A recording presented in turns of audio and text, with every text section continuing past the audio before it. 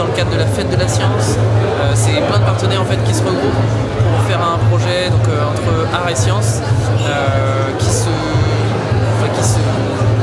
marque vraiment entre deux parties de soirée, donc une partie de 20h à 21h30 avec des projets de recherche qui sont présentés à tout le monde et puis une partie à partir de 21h30 dans la salle de spectacle avec des performances, des spectacles, plutôt des projets audiovisuels.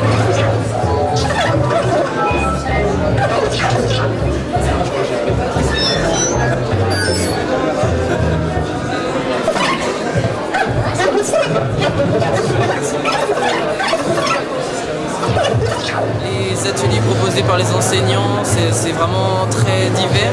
Il va y avoir des projets autour du sable par exemple, donc le sable sous ses différentes formes, voir comment ça peut fonctionner, quel est le poids de la matière, comment ça se mélange, plein de choses autour du sable, vraiment juste ça.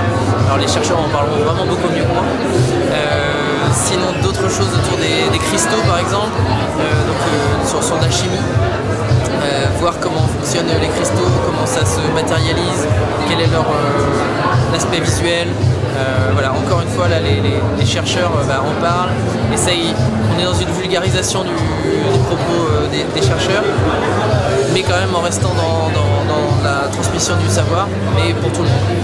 Dans la partie audiovisuelle, l'idée c'était de rebondir sur